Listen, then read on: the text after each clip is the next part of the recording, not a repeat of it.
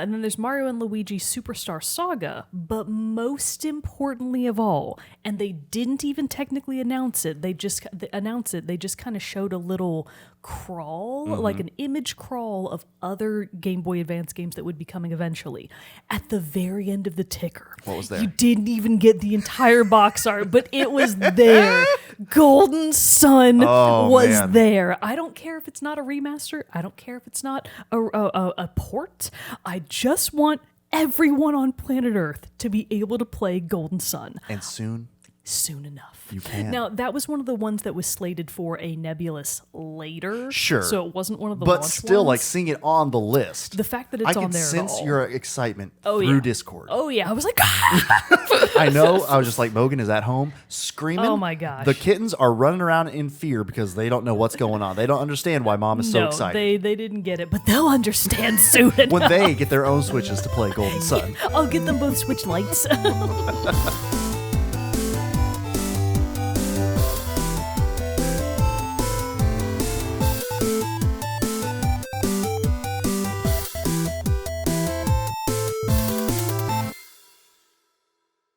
What's up, everybody, and welcome to another episode of Team Chat Podcast, a video game show. I am one of your hosts, Jarrett Wilson, joined to my right by Rachel Mogan. Buongiorno. Just one? Just one. Already I'm already tired of it. That's as far as I could make it. I was curious to see how long it would go, but, you know, I was hoping for the whole year, I was but, like, you know. I'll do us all a favor and knock that shit off now. You know how it is. Well, it is good to be here talking about video games again. A good buongiorno to you all, as we are here to talk about the games we love, the games we hate, and everything in between. New episodes of Team Chat Podcast come out on Thursday mornings at 9 a.m. Central Time, and you can listen to those on podcast services around the World Wide Web, as well as watch a video version of each episode over on our YouTube channel. You can also join us on social media at Facebook, Twitter, and Instagram. You can join our Discord channel, where we have a lot of great conversation when we're not here recording the show. And finally, if you'd like to help make the show bigger and better, just like some really great folks, Super Saiyan Ace, Elise F, Zach S, Mariah S, Susan M, James K, Michael B, Andrew M, Michael S, and Brandon W have done. They have all gone over to patreon.com/teamchatpodcast, where it's for as little as $1 a month to support the show. And in return, we'll give them cool perks, like getting the episodes early before the general Thursday release, access to a private channel on the Discord server, and a lot of other great stuff along the way. If you can't do that, that's no big deal at all. We totally understand. A lot of other great ways to get the good word of Team Chat Podcast out there, such as telling your friends, writing reviews, or, smashing that like and subscribe button wherever you listen to or watch the podcast. All that is great. We love it. Thank you so much, everyone, because to all of our viewers and listeners, patrons alike, we love you all. Heart emoji. Happy Valentine's Day. Oh, yeah, it is. Happy Valentine's Day week, I guess. Yeah. It's too bad we didn't think about doing something themed, huh? Should have. But also, like, other than Dream Daddy, which is the perfect dating sim. Yeah. And we've talked about, like, I mean, in the past, we had done, like, episodes about, like, romances and like, your favorite romances or couples and crushes and whatnot. I guess it would have been a good idea to do It Takes Two. But those people were in the process of getting a divorce, so I couldn't decide if I thought it would be good or not. I learned more about that game later on, like way after its release, and people had played it, and I was like, what? Yeah. Bonkers. It's about a vicious, brutal divorce. Yeah. Like, they obviously, the process of being made small makes them closer to, grow closer. Makes their hearts again. big again. Yeah, exactly. But you get the idea. Yeah. It didn't seem entirely appropriate. Sure. Yeah, it's a season of love and all that and whatnot. But yeah, so we didn't really do that. Whoops-a-doodles. And since the new Fire Emblem Engage doesn't have the ability to date people for some reason. Why do games continue which to miss seems like a broken features? Fire Emblem game to me. Absolutely. I really don't understand why they left it out. It's been in almost all of the other ones, all the major ones. So why? Why no waifus and husbandos? Yeah, that's really weird. Yeah, that sucks. Well, apologies to everyone who has lost their loves. Waifus and husbandos from the Fire Emblem Everybody series. pour one out for Fire Emblem Engage husbandos and waifus. Oh, man. But yeah, no, sadly, we're not here to talk about our favorite husbandos and waifus, although we could.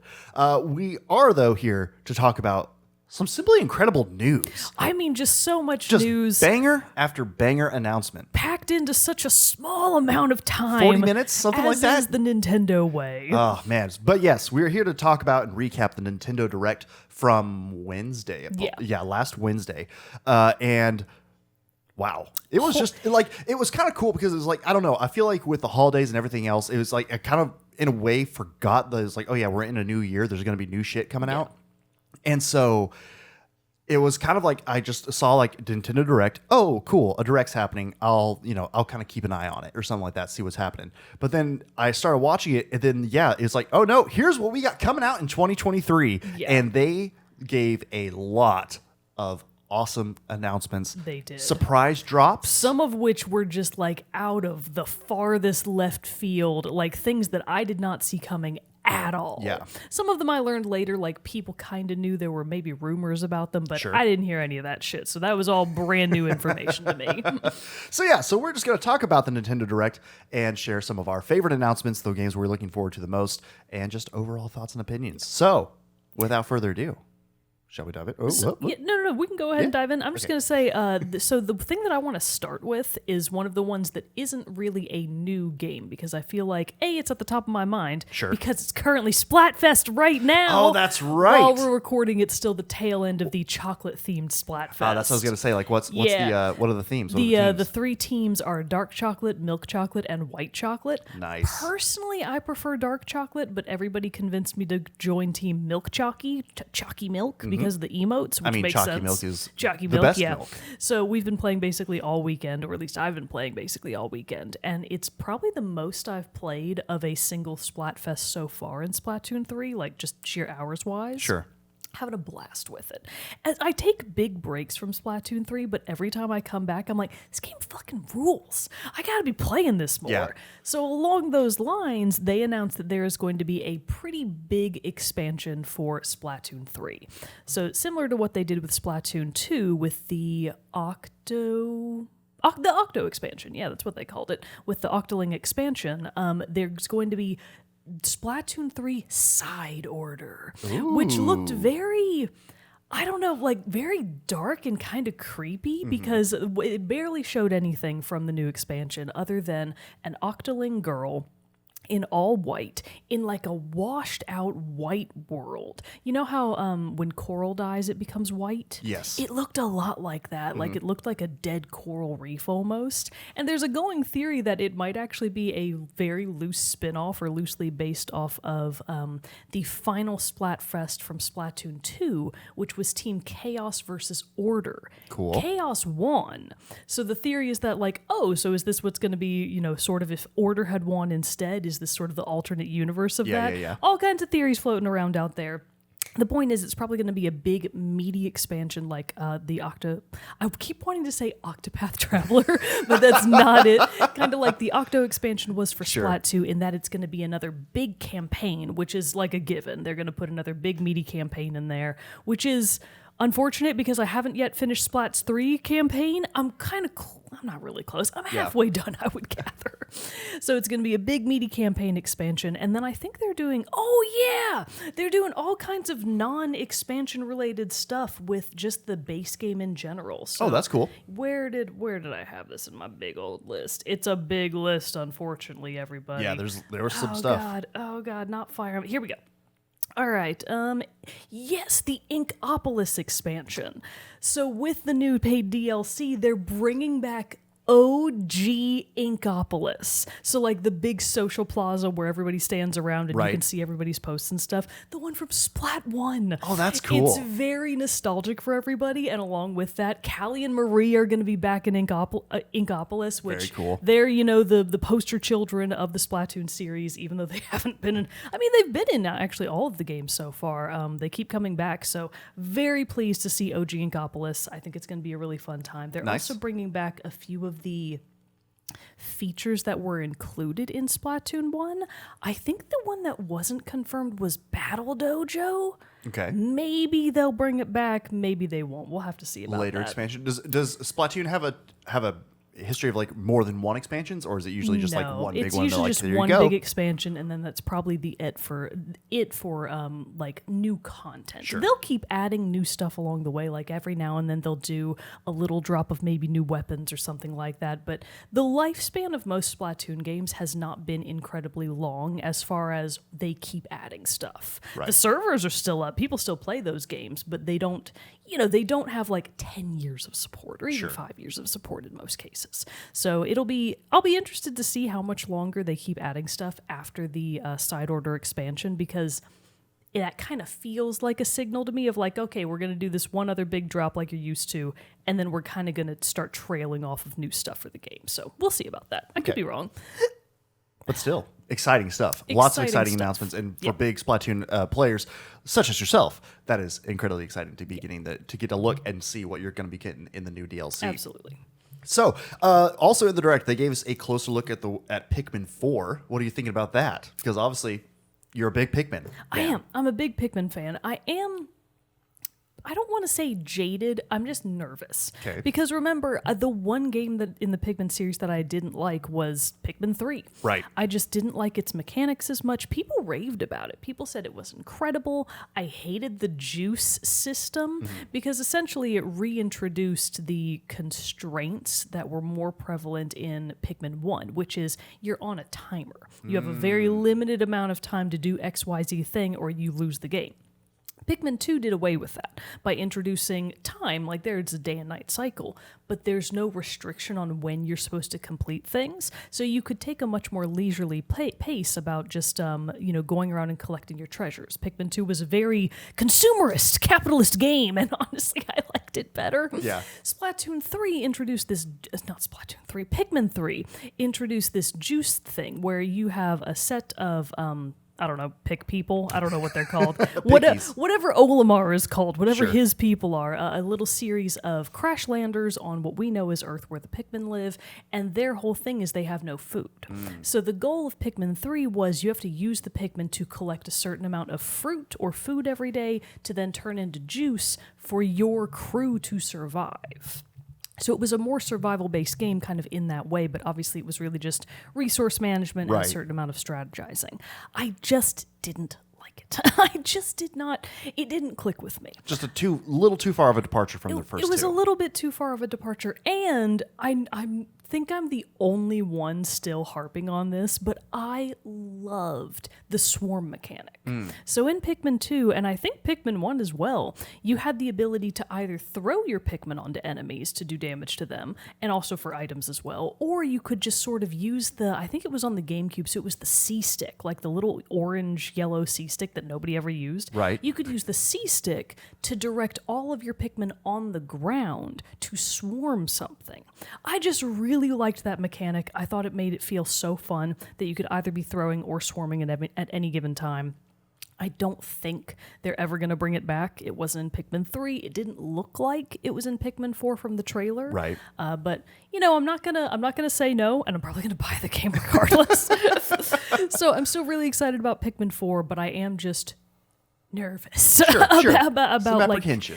There's some apprehension there. Yeah. I really hope that they will do a demo like they did for Pikmin 3, because I would love to play a demo first and figure out, is that going to be a day one purchase or am I going to kind of wait it out for a little while? Get that sale price. So yeah, we'll see, but I am very excited that they gave more information about Pikmin 4, and it looks like it's coming along pretty nice. They actually showed a little gameplay trailer. We got to see some of the new pick people, the pickies, whatever you want to call them.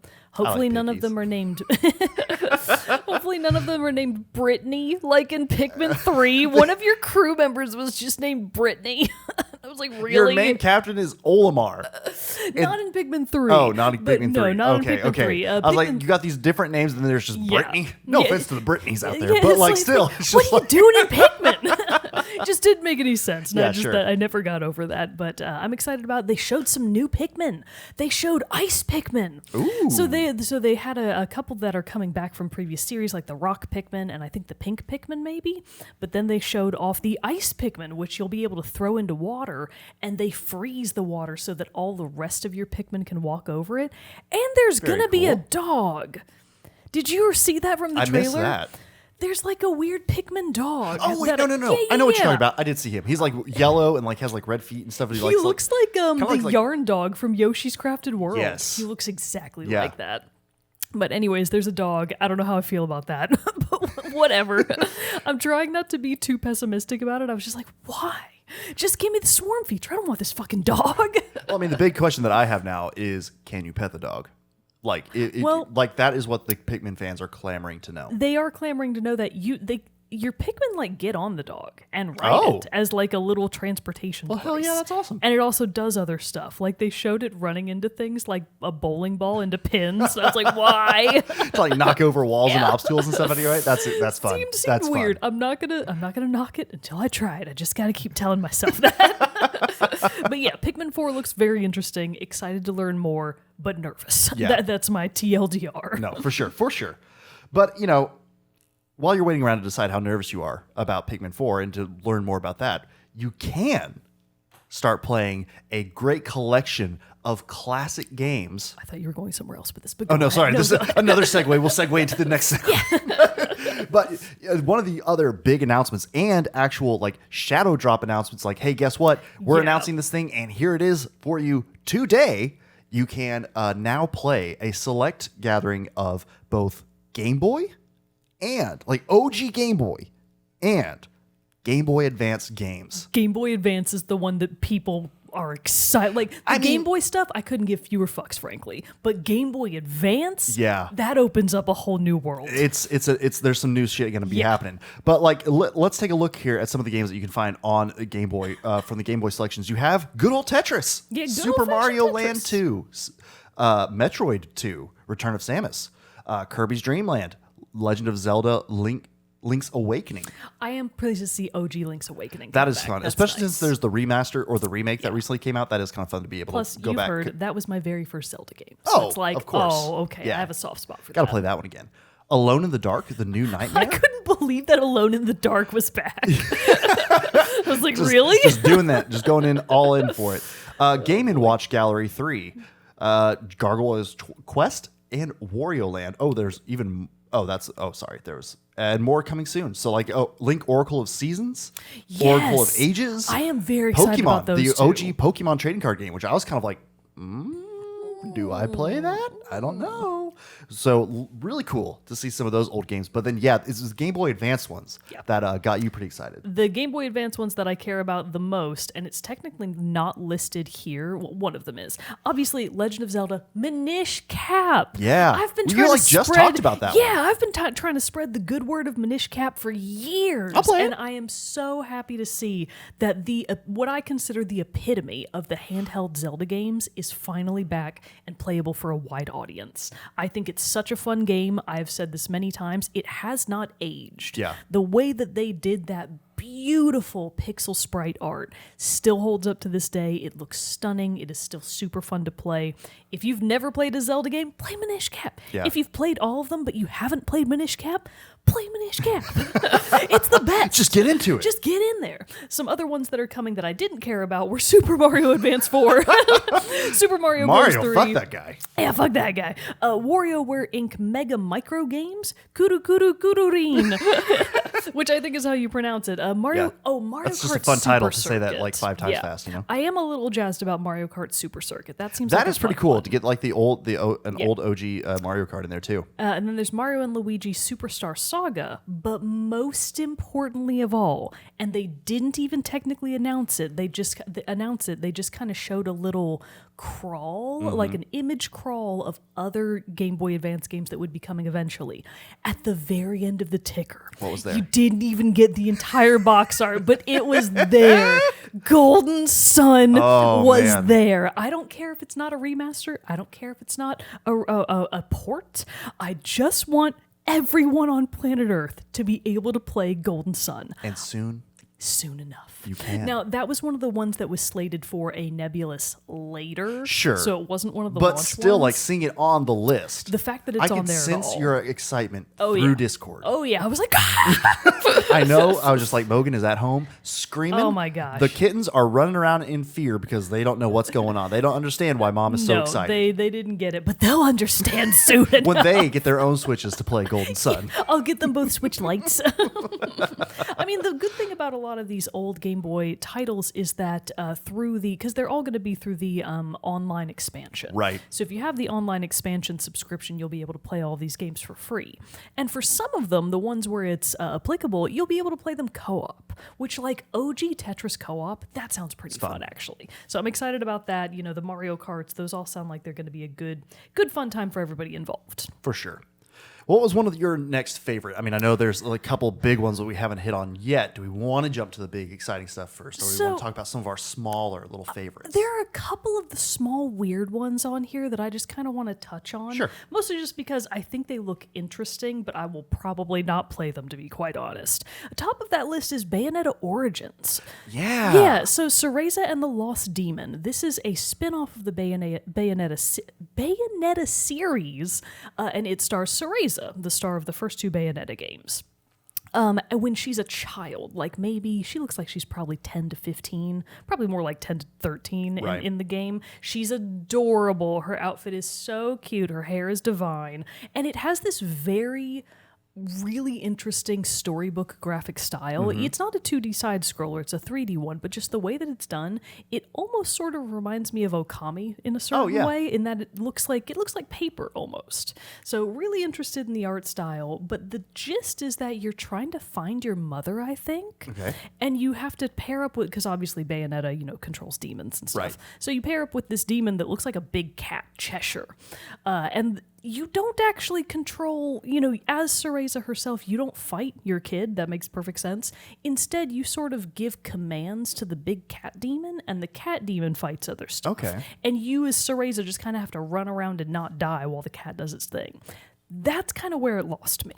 Yeah. Why do you not, as the player, why are you... Excuse me. Why are you controlling this proxy character who's not even your character? It's giving me flashbacks to our favorite game of all time, Life is Strange 2, which I know is not a one-to-one comparison at all, but it makes me think about that was one of our main complaints. The fact that as the main character, Sean, you were not the one with abilities. Right. You just kind of had to talk to Daniel. I was going to say Luke.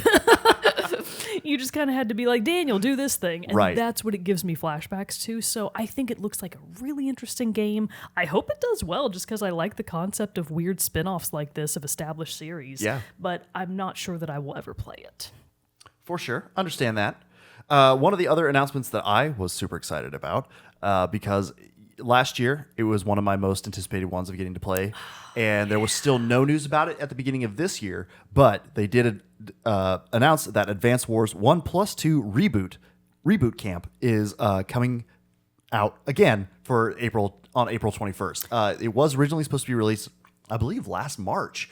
Or early March, I believe. But then when the Ukraine-Russia war broke out, or when Russia invaded Ukraine, they, in a smart move, decided to push back its release and delayed it indefinitely. It was not a good time to watch a game literally called Advance Wars. Yeah. And all this stuff. Because I even think one of the factions in it is Russian themed. Ooh, yeah. So not a good time. Good PR on their part to push back. Yeah. So that game has been waiting in the wings, and it is now going to be coming out on April 21st. So April is starting to look a little stacked because it was also not Nintendo related, but it was also announced that Jedi Survivor is being now delayed until April 28th, as opposed to its St. Patrick's Day original release date that it was supposed to be on. So hilarious.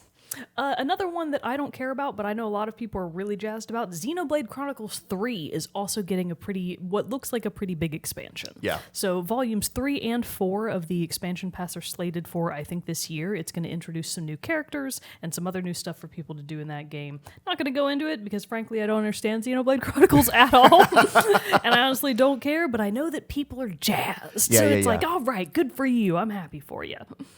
Let's see. What else do we have in here? So there were a few that I just thought, I just don't, why are these part, frankly, of the Nintendo Direct? The one where it's you're weird monkeys and you have maracas as your Joy-Cons? Yeah, It looked like a pretty, honestly, from a rhythm game perspective, it looked pretty sweet. But just the art style of the super scary monkey characters, I was like, oh, God. Samba de Amigo is what it's Samba called. de Amigo. Party Central. Hilarious. On the one hand, I think it looks really fun, and as a fan of fitness boxing, it reminds me of fitness boxing. So it looks like a great alternative to the games like Just Dance and fitness boxing. But the characters, they give me nightmares. Yeah. So I don't know about that one, but it does look like it's probably a really fun rhythm game. Nice. But it doesn't matter because Final Fantasy Theater Rhythm is coming out soon. It wasn't part of the Direct because it's already been announced. Right. But that's the rhythm game that people should actually care about for this year. Good to know. There you go. There you have it. Care about that Final Fantasy one, not this one. So what's this Fashion Dreams one? I just remember like seeing this and like, what? Fashion. So I totally understand why it was there, because at the end of the day, the Switch has millions of players that are children and that are also girls and maybe women and other people that are just interested in fashion in general. Sure. When I was a kid, I loved dress-up games. I had a bunch of different like weird Barbie games where you could obviously dress up your Barbies, make them do cool things in like a little story playhouse. Sure. It ruled. So as like the kid in me can look at Fashion Dreams and be like, that looks sick, bro. But the adult in me that needs more than that in a game these days Right. is like, no, hard pass. Need a little bit So a little bit more. Fashion Dreams just looks like it's a dress-up game. It's Yeah. a dress-up game where you build your avatar, you dress them up, and then there's this social aspect where you go around and encounter other people's avatars in the game, and you can like get the fashions that they're wearing, and then obviously change your own thing. It did keep pushing this idea of like becoming an influencer, which Yeah. I hated. Yeah. I thought that was so lame. I was like, no, I do not enjoy that at all. But Fashion Dreams looks very silly, and I'm happy for everyone that can play it and get a good time out of it. Show me your outfits, I guess. Sure. Send them our way. We want to see your sick fits. Looks like we're also going to get a fun, like, side-scrolling action game from Disney, starring Disney characters like Mickey, Minnie, and the not Daffy, Donald. Excuse me, and all that. Illusion Island. Yeah. Looked like that could be a fun time for people who like playing as Disney characters. The not thing me. that I don't care about that either. The thing That's why that I'll I never play did Kingdom like. Hearts. Don't at me. Oh yeah. The thing that I did like about it is that it's up to 4-player co-op. That is pretty cool. And in a 2D side scroller, that gives me big Mario. Mario Whatever. 3D World. Yes, Yeah. Mario 3D World vibes. So I think from that perspective, it looks fun. It does But look cool. also, I will never play that game. One that our good friend of the show, Fuchsia, is very excited about. Yes, Fantasy Fantasy Life. Life. So Fantasy Life is an old DS game that got it didn't get. I don't think it got rave reviews at the time exactly, but it built a strong cult following for being a really fun life sim. Sure. So it's kind of, your regular life sim a la Animal Crossing, but with a lot more RPG elements in it because your character can have different classes like Paladin and Craftsman and stuff, Fisherman, stuff like that. So there's all different kinds of stuff you can do with your character to make it more interesting. But my only experience with Fantasy Life was the terrible mobile gotcha spinoff. I played that game and hated it. So unfortunately, it was not a true to form Fantasy Life game, but this is. So new Fantasy Life on the Switch. Again, I will probably not play it. I've got my share of life sims, and the only one I care about is Haunted Chocolatier. Yeah. But I totally get why people are hyped about it. And again, I'm just happy to see more DS titles being revived on the Switch. Well- and not just ports, brand new ones continuing on Yeah. in the tradition. And I know that it probably has a lot of mechanics and things that it having played neither game, it did look to me like kind of more of just like, oh, this is like a chibi Animal Crossing, Yeah. kind of a thing. And so like There was terraforming shown off. There was Right. a little bit of combat, actually. yeah, you get to have a little bit of like showing like decorating and or organizing your spaces and different stuff like that. So again, I kind of feel like for me right now, like Stardew Valley is the extent that I delve into that world. So like Animal Crossing, sure, it like I know that's a huge one, just hasn't been for me. So it didn't look like a big thing for that. But I was also like, man, that's kind of cool for Animal Crossing fans who who like both kind of things, like and everything, who have been playing Animal Crossing for a while. Here's something new. Here's something fresh, and it kind of has that longevity of a series that Animal Crossing also has. So it's pretty cool to see. You want to hear something crazy? Sure.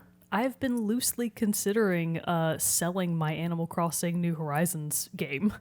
Clutch my pearls. Clutch, because I've never played it. Yeah. I got my fill. I put hundreds of hours into it, and I never go back and play it. So I feel like Maybe it's time I to say think goodbye.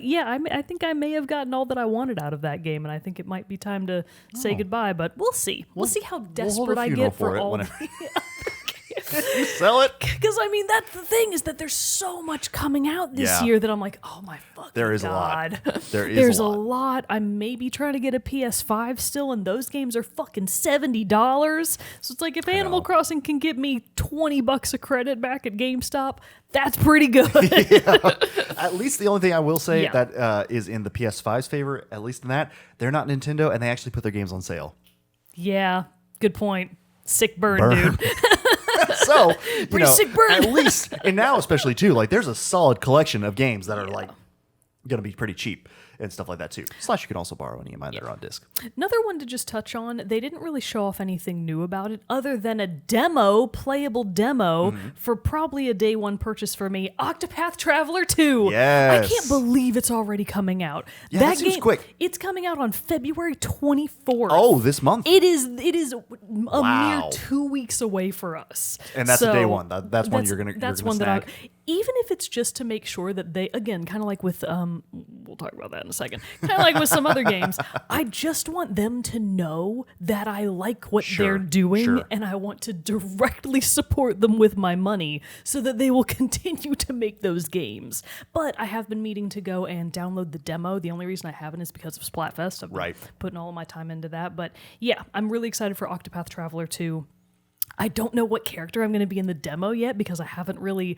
I'm basically going in blind. And the only reason you would want to play the demo before the game actually comes out is that your save file does carry over. Which is nice. So they're like, if you want to go ahead, get a little head start, get a couple more items before you kick things off, that's a good way to do it. So you can either continue with your demo character that you start off on, which I did with Tressa, my darling merchant girl in Octopath Traveler 1.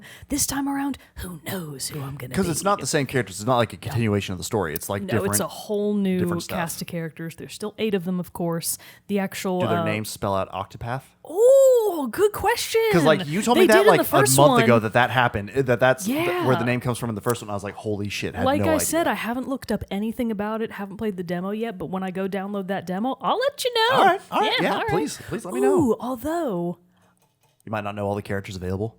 Yeah, I can't remember if the original demo had all of them available. I feel like it didn't. Because I know I played like it as had Hanit. Hanit, Therion, Tressa. Yeah.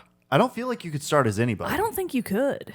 I think it was maybe just 3 or 4 of them that you could start with. Yeah, because I feel like some of the other characters you unlocked through like... Because like Therion, he's the thief, right? Yeah, Therion's the thief. Because I know you go... from my brief time of playing that, I remember you like go to a town and then you have like you become Therion the thief to go into like... Because you fight the butler. Oh, yeah! Which I always just thought, Sick like, kind fight. of laughed at. I thought it was funny. It was like, this butler, it's fucking Alfred out here. Like, he's ready to take some fools out. He was tough, too. He was a hard fight. And then even when you beat him, you don't technically beat him. He's just like, He's I just see. like, you all are right. a worthy You'll foe. do just fine. Yeah. He's really still in charge. So I wondered, because, like, I feel like you couldn't pick Therion at the beginning. You had to still pick, like, Hanit or somebody else. Yeah. Travel to that town there you meet Therion. So like, so I wonder if it's going to be that kind of a thing. Yeah. But who knows? But still. We'll find out. Cool that it's coming out so soon. Yeah, I'll go check it out, and then obviously I can't wait for the game to come out. I probably will actually start playing it when it comes out. Yeah. I think I won't be able to keep myself away. Plus, February, March, even into April, still looking like a relatively light period for me personally. So Octopath Traveler, which is easily going to be a 50-plus hour game. For sure. Minimum. For one character. Yeah. To max out their storyline. It's a big, meaty JRPG, so very jazzed about that. Yeah, I'm excited. I am excited too. There is like a couple small, like a few things here and there, but yeah, like I'm glad that there's going to be a nice little break in between God of War. When I finish God of War, finally, I'm at the last part. I'm like, they're like, are you sure you want to keep going forward? Let's be double sure before we go. And so it's like, I know I'm at the last little bit. I'm just like waiting for I have like 2-3 hours to like sit there and knock it out all at once. Once that's done, now I do have a little bit of a gap in between for Jedi Survivor, so that's nice because that is probably going to afford me the chance to play this last shadow drop announcement that they released. People had no idea this was going to come into their lives. Losing their, myself included, losing my fucking mind. When the Metroid Prime remaster was just announced and released. They announced and released same day. I went and instantly bought it as soon as it was live. I can't believe it. It's crazy. It's one of those things that, like, for all of Nintendo's shit sometimes with, like, never putting stuff on sale and, like, making things really, you know, it's like, they are really good about doing that. I know Xbox just did that with Hi-Fi Rush. Like, they just dropped that and were like, hey, have fun with this. And everybody's like, what? This is incredible. Yeah. I would like to play that game, too. Me too. But, like, for the same kind of thing, like, it was really cool for them to not only drop here's the Game Boy and Game Boy Advance Switch libraries for you. Here also is the remaster of a truly beloved game. And so as far as remasters go, I haven't started booting it up yet. We were talking before we actually started recording that I'm kind of saving Prime Remaster for a rainy day. Yeah. Because for me, my association with Metroid Prime is that it's a very atmospheric game in terms of I can remember distinct moments in my life when I was playing the game and what the weather was like outside. I remember being in my room back when we still lived in Tennessee on my GameCube. It was winter, obviously. I don't know when exactly it was, but I had my window open and it was very lightly snowing outside. And I was in the Phendrana Drifts, the snow area of Metroid Prime. Oh, what a good time. So I'm basically like waiting for a cold or dark and rainy day to like boot it up and really get the most out of it. Just missed a cold ice storm, so unfortunately. I had that thought. I was like, fucking. I know. Yeah, for anybody wondering why there was just like, who was not on Discord and stuff like that, why there was randomly just like a week we didn't have an episode, we had an ice storm that knocked out power for like 3 days here at my house. Yeah, you didn't have power for a long time. There are people in North Austin and Northwest Austin that didn't have power for more than a week. Yeah, I think like last night which they is finally finished everything. Insane. Stupid. That's a problem. Yep. Anyways, that's neither here nor there. We're This not isn't here a to talk Texas about local infrastructure. politics. But fuck it, you know what I mean? Fuck them all. Anyways, so back to the Prime Remaster. It looks like it has been beautifully done. Yeah. So not just in terms of graphic upgrade, because it looks stunning. It looks so good. It's obviously a major graphic upgrade. But remember that the Metroid Prime game was, I think, both for GameCube and eventually for the Wii. And it had a pretty interesting control scheme. Yeah. Control scheme. It had a pretty interesting control scheme that they have totally revamped. Oh, nice. For this Switch port. So it's made to be a lot more. It's made to feel more natural for controller now. So I appreciate What was weird about it before? Because like I only think it played like was- Metroid Prime like briefly at a friend's house. Yeah, like no. maybe like the first 1-2 levels. I don't really remember feeling like the control scheme from the GameCube version was unusual at all. But if okay. you had only played the Wii port, I think that's where Okay. you would more Yeah, associate yeah. it with the motion controls. Oh yeah, because the Wii Yeah. you had to play Yeah, on either exactly. like the nunchuck or the other like additional things. So, The other nunchuck. The other nunchuck. They're The all long chuck and the nunchucks. short nunchuck. The punch chuck and the long chuck. Anyways, so it's I think that they still have other control schemes available, though. I'm not really going to delve that far into it because I don't really understand all what they've done new yet. And honestly, I probably wouldn't remember. Control scheme isn't exactly something that I really commit to memory. It's more like sound, which, God, I can't wait to find out how much or how little they may or may not have revamped the soundtrack. Ooh, like, did they that's remaster exciting. the soundtrack? Because if they did, Get ready, next soundtrack spotlight episode. yeah. Actually, I think I've already done, I think at least on one soundtrack spotlight episode, I probably did Phendrana Drifts. I Probably. think I've But talked that about was it so before. long ago. Yeah. Or maybe Talon Overworld, because they're both really, really good. But, so the point is, Metroid Prime Remastered is out right now. Please, please, please go buy it. Maybe that will cue Nintendo to finally start working on Metroid Prime 4, which I don't even think they've done yet. And it's not a full price game. It's $40. $40. Which feels good for a remaster. It's pretty good for a remaster. I think I would have liked to see it at maybe the 30 mark, but knowing Nintendo, that's not realistic. So I'm just glad it's not $60. Yeah.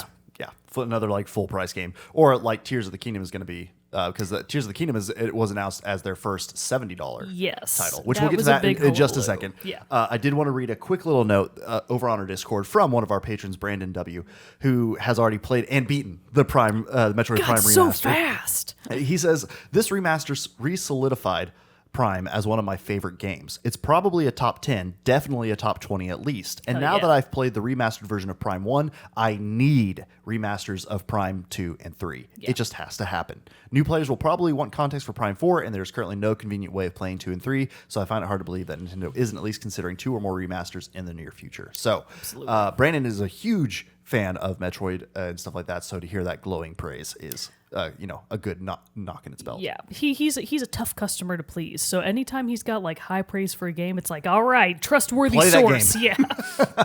I'm also pretty sure that and correct me if I'm wrong, anybody out there, I think the Prime Remaster is from Retro Studios. Yes. The original studio that did the Prime trilogy in the first place. Very encouraging. They're also the ones that are supposedly working on Prime 4. So it's like, Well, What are they doing with all this spare time? as we figured out, Retro Studios is actually here in Austin. Yeah, they so I are. just think we need to go pay their office a visit. Just be like, kindly, we would just like some information. Nintendo is not telling us anything. Should we start a 2-man sidewalk protest?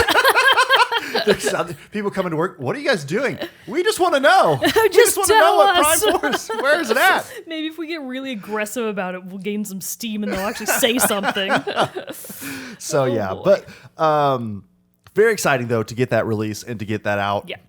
And let a new audience get to enjoy it because with Prime 4 coming out. But there is one more big one we have to talk about. One more big one that we have to talk about. There's so little to say because there was so little shown. Yeah. I think you missed it. I think I did. I think I had to I mean, it was literally a blink and you miss it kind of thing. Yes. The teaser, I did really, miss because this. it wasn't a trailer. It was maybe 10 seconds of footage. They are bringing back my boy, my man, the gentleman of all gentlemen, Professor Layton. That's exciting. I cannot, and it's not a port. It's not like a port of the original trilogy or quadrilogy or all the ones from the DS. Professor Layton and the World of Steam. Ooh. Brand new Layton starring Layton himself, because a lot of people, sort of, myself included, fell out of love with the series when the Layton games pivoted to a new protagonist. Oh, they did. So I think the later games you play as Emily or Amelia, who I think is supposed to be Professor Layton's daughter. No offense to her, but she doesn't wear a top hat. It's not the same. Yeah. So actual Professor Layton as the protagonist, back in his own shoes, back in master of his own game, and all on the Switch. I could not be more pleased. That's great. There was no information given other than that you saw Professor Layton and you saw like a very steampunk world in the background, which is Professor Layton's whole aesthetic. Right. So that totally checks out. I am hype AF.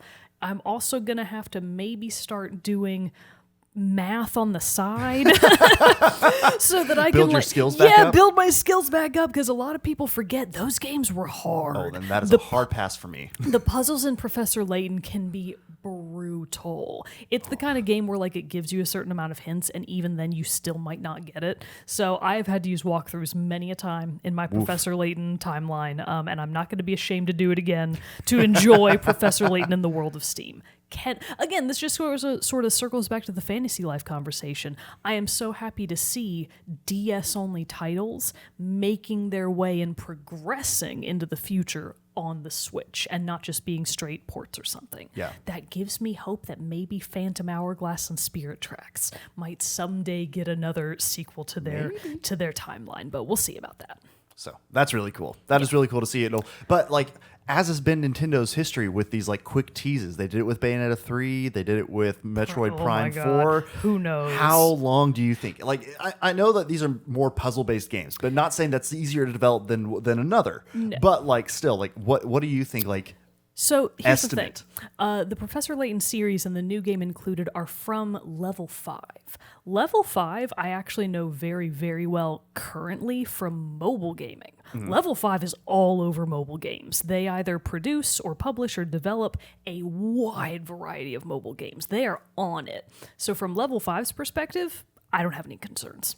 I feel like that game is probably coming out sooner rather than later. Okay. And I think it's going to be a complete finished product. I mean, it's a Professor Layton game.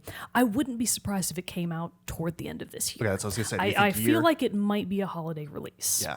That or it's going to be one of those surprise summer releases. Like they're going to do a summer direct and be like, surprise, bitches, it's Professor out. Layton's out now. Yeah. So I think it's either going to be summer or winter of 2023. Cool. Fingers crossed that it doesn't go into 2024. I don't think I can wait that long. Speaking of I don't think I can wait that long, let's talk about the one game that was totally absent, not Prime 4. Fucking Silk Song. Oh, I'll again. sue.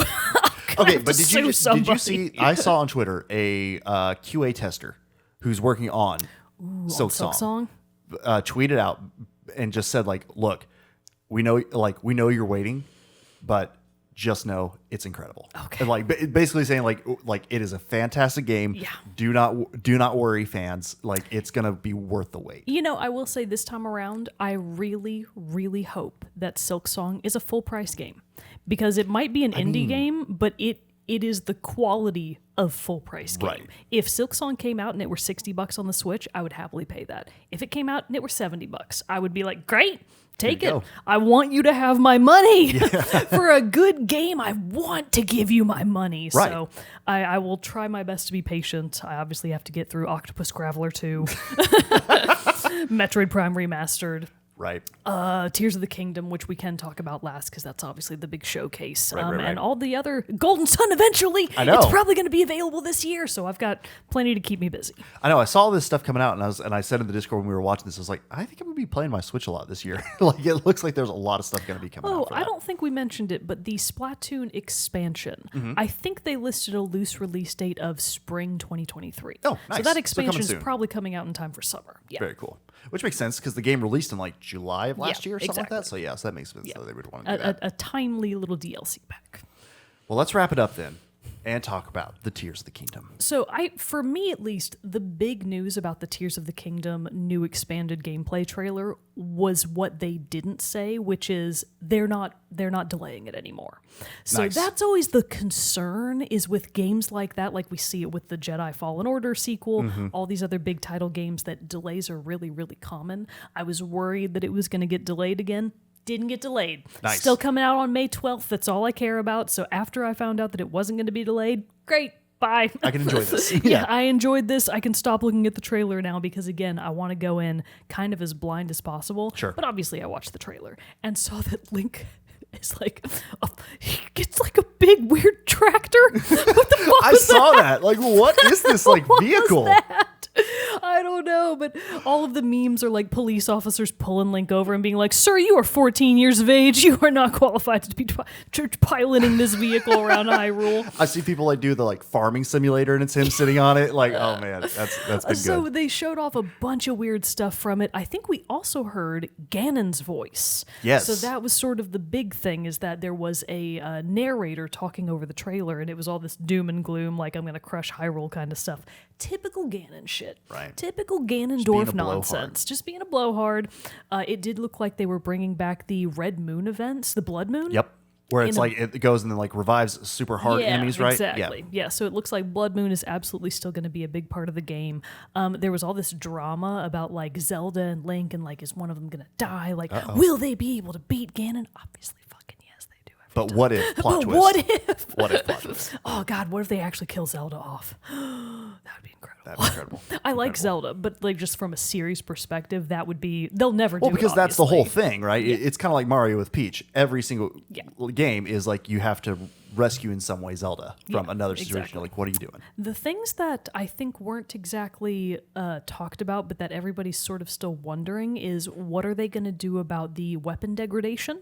So obviously one of the major complaints from the first game was the rate at which your weapons break. I honestly think that is one of the big reasons why I fell off. And I that totally just understand. was so frustrating. It was so frustrating, especially when you find a weapon that you really like, you get into a groove, and then bam, it breaks. And it's gone. And if you don't know where to go get another one of that, you're just fucked. Yeah. So I absolutely understand.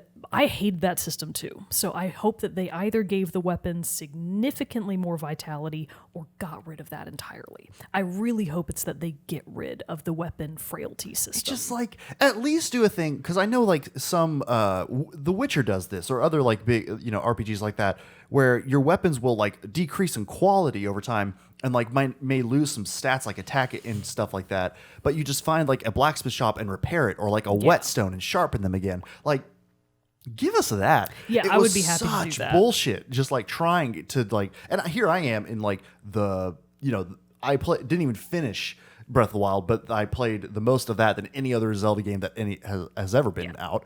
And I was just like, so I'm still trying to like figure this out, and like can't do shit because every time I like hit a twig, it breaks. You know what I mean? And So fingers like, crossed what? that they either fixed or completely did away with that system. The other thing that I think wasn't really shown, and another big complaint from the original Breath of the Wild, is that they totally did away with dungeons. The Zelda series is known for dungeons. A lot of players, myself included, love that aspect of the games. I really hope that they do more expansive, unique dungeons instead of just the temples. So the temples were a nice way to get like weird little puzzles in here and there, and they were obviously really fun and really maximized the abilities that the Switch can do in terms of its like gyroscopics and the different fun stuff you can do with it. But I just want, what I'm really looking for is unique atmospheres. Like I really want to see dungeons or areas that have really unique and visually interesting atmospheres. Say what you want about Skyward Sword, it had some S-tier dungeon design. So I would really like to see more of that. Maybe they do it, maybe they don't. I feel like they won't, because Breath of the Wild has its own style. Right. But it would be nice if they maybe sprinkled some of those in here and there. Give it a little taste. Give it a little Yeah, taste. a little taste. So obviously, Tears of the Kingdom isn't a new announcement. It's just still coming out on May 12th. It's going to be the best game of all time. She's already claiming it right now. It's game of the year. I already got my pre-order going. Nice. There is going to be a collector's edition. Did you go for that? No, because honestly, it didn't look like it was worth it. Really? The only thing of the collector's edition that I thought looked really interesting was the art book, but it's like $120, maybe $140 or something.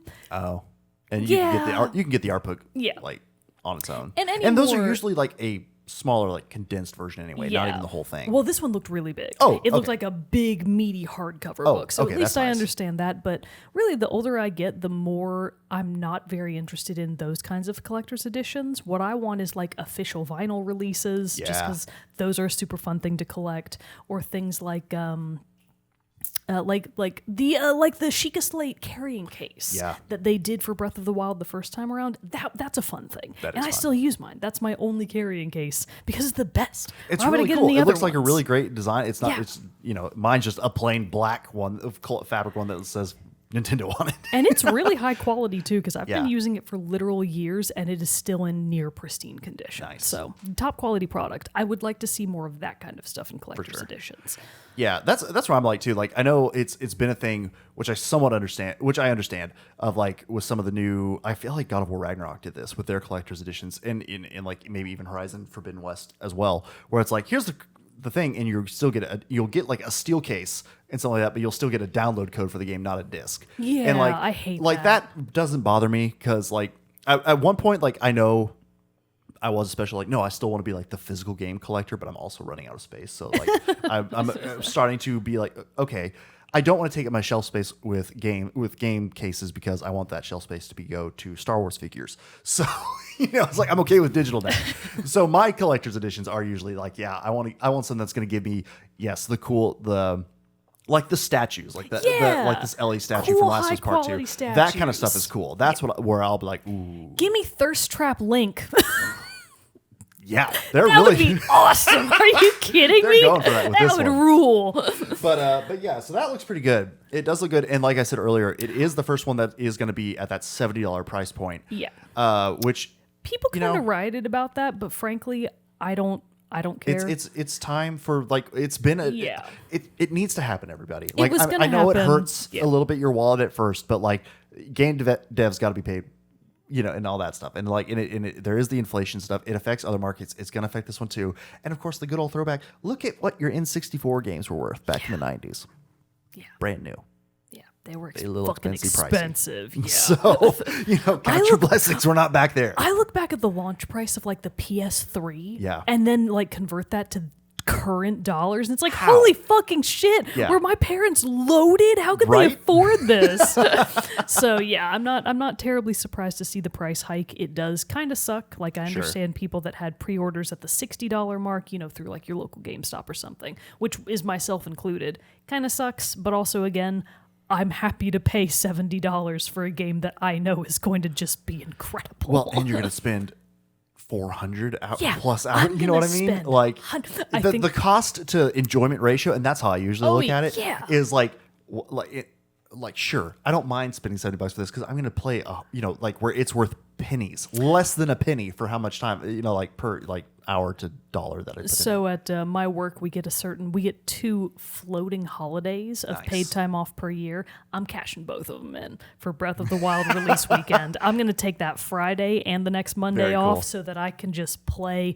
My butt's going to be so flat. So flat. It's just going to be a pancake back there. We're going to have to hit the gym even harder that week. It's going to be awesome. So I really cannot wait.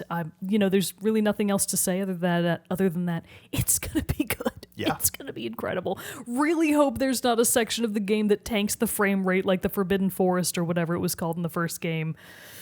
Fingers crossed. But I feel like it's just going to be incredible, and I can't wait to jump back into that version of Hyrule and have another incredible time. Awesome. That's really exciting. Yeah, it is very exciting. So, yeah, lots of great stuff were announced at this Nintendo Professor Direct. Layton, Golden Sun, Metroid Prime, Yeah. Minish Cap, Breath of the Wild, Tears of the Kingdom. Game Boy Advance games. Game Boy It's Advance. so many things. It's all great. A lot of great stuff there. Advance Wars, it's coming. So, I'm very excited about that. So lots of great stuff. Please let us know in the comments or over on our Discord or whatever what were some of your favorite games and Are announcements. you going to play Fashion Dreams? Dream Fashion? Are you going to play Monkey Fighters? Monkey Maraca Fighters? Monkey Maraca. God, they should have called that game Monkey know. Maraca Fighter. That's a way better title. So are you going to play any of those games? Well, let us know. We'd love to know. But yeah, just leave us a comment wherever you're listening to or watching the show. Send us an email at teamchatpodcast@gmail.com. Write our Discord, all that fun stuff. We'd love to hear from you. Yeah. But I think with that concludes this episode filled with wonderful news and announcements to a close. My heart is full. Yes, like my belly soon shall be after I go have lunch. But yes, thanks for hanging out with us this week, everybody, and we will see you all next time.